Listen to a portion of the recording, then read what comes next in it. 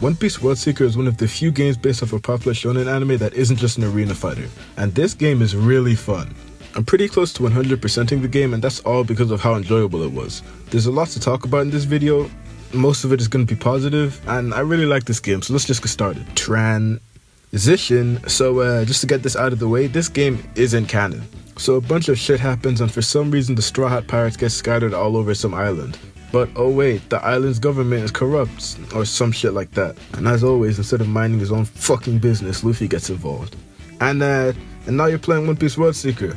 Woo! Unlike most anime games, I actually did like the story in this one, but that's just because I like One Piece. It was cool seeing my favorite One Piece characters, especially ones that I didn't expect to be in this game, but apart from that, I didn't really have much to say about it. So if you like One Piece, you'll probably like this. If not, fuck off, go play fucking Boruto Shinobi Strikers or some shit. But now it's time to get into the meat and the bones of this video, the gameplay. So in this game you're going to be doing a lot of fighting, like a lot, but fortunately for you the combat system in this game is pretty good. The combat in this game kind of just revolves around your two forms, those being Observation Haki and Armament Haki, which each have their own special traits. Observation Haki is faster and does less damage, whereas Armament Haki is the opposite, using slow and heavy attacks that leave you open for damage. This probably isn't the first time you've seen this contrast in combat in a game before. You won't really be switching these modes on the fly or like in the middle of attacks like the DMC games, but depending on the situation you'll be changing them frequently. So you only have like a 3 or 4 hit combo string in this game, but surprisingly it doesn't get boring because of a bunch of reasons, but the main one for me being the range attacks and the special abilities. These range attacks are going to be your best friend. You have multiple range attacks, each with different uses like keeping enemies away, stunning enemies, or just straight up violating them. And of course you have your special abilities. Now these are cool. You got the fucking Gum Flying Eagles. You know, it's cool. But once I was able to use Gear 4, I was rarely using my special abilities. Truth be told, once I unlocked it, I was using it every time I got into a fight. But of course when you're not able to use it, because it's not infinite, all the other moves and special attacks in this game become pretty useful. The combat in World Seeker is very fluid. Moving around and fighting as Luffy is crazy fun just because of how his attacks and abilities are animated and how it feels. The game really makes you feel like Luffy. But while we're on the topic of Spider-Man, during my playthrough of World Seeker, I rarely fast traveled. And this is because swinging off trees and gliding and turning into a UFO is fun as fuck in this game. And it's different to Spider-Man in that you're not swinging off of shit really, you're slingshotting off of shit. Think about it. I can't explain to you how satisfying it is to shoot yourself off of buildings and trees and just turning into a UFO when you can't find another one. Thanks to a small, but in my opinion really well designed overworld, getting around using your abilities is a joy. On second thought, after revisiting the game, I realized that the map actually isn't small at all. It's kinda big and has multiple different areas, each with different enemies and items to collect. There's this city I don't remember the name of, there's the pirate place I don't remember the name of, and there's a fuck ton of navy bases. So yeah, the map is pretty neat. The movement along with the combat gets even more fun when you start unlocking things in the skill tree. There's a lot of abilities that just improve your quality of life, like the aforementioned Slingshot and UFO.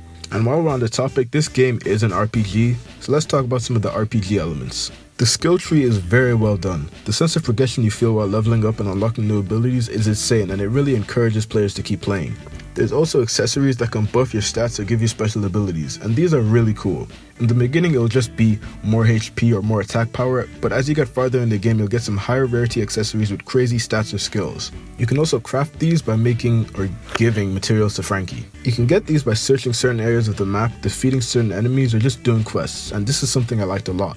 The grind. Along with all the other RPG elements of this game, it really helped it feel more like an RPG, with you getting more powerful as time goes by. And you can also craft costumes. I'm ashamed to admit, but if I'm being honest, the amount of time I spent looking for costume schematics and then looking for materials is more time than any human should spend doing this shit. Especially considering the fact that this is a single player game with no multiplayer capabilities. But if you are an idiot, then there's skins you can buy for Luffy, so if you're dumb, then maybe look into that.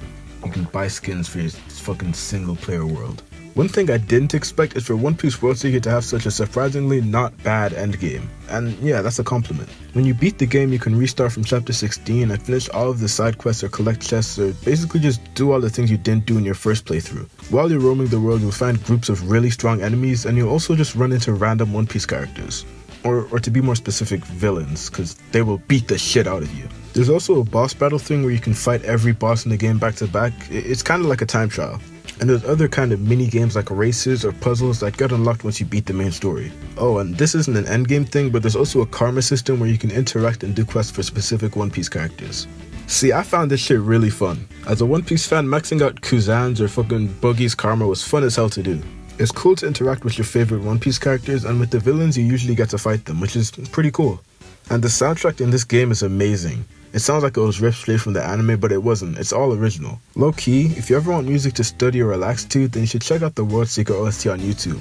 Not those fucking 50-hour plus Lofi beats. Speaking of 50 hours, I put like 50 hours into this game and I enjoyed almost every moment of it. There's 3 DLC you can buy, each costing $10, and I bought 2 of them. Those being I don't remember what they're called, but the Law one and the Zoro one. And I really enjoyed these DLC. In my opinion, they were both great, and I don't really want to talk about them too much in this video. I might make a video in the future ranking them, but last time I ranked DLC from a game, it didn't do so well. When I started the script, I figured I was gonna have to tell you guys the negative stuff about the game, but now thinking about it, there isn't really anything negative to say. As a One Piece fan, this game is great, and as an action RPG fan, this game is still great. I guess the main story could have been longer, but I bought this game for $20, so I like to think that it was worth it. I recommend everyone to buy this game. You can probably get it for cheap on a sale, and you can also finish it in like a couple of days, less than a week. Also, the graphics are pretty good. I like the graphics. Yo, what's good with y'all boys? This was Jugo Young. Tell me what games or animes I should make videos on next. Like, really tell me though, like comment down, like comment. That helps, comments. And like the video, subscribe. Wait, I fucked it up. Remember to like and subscribe, and I'll see you guys next time. Peace. Gum Red Hawk. Bleh.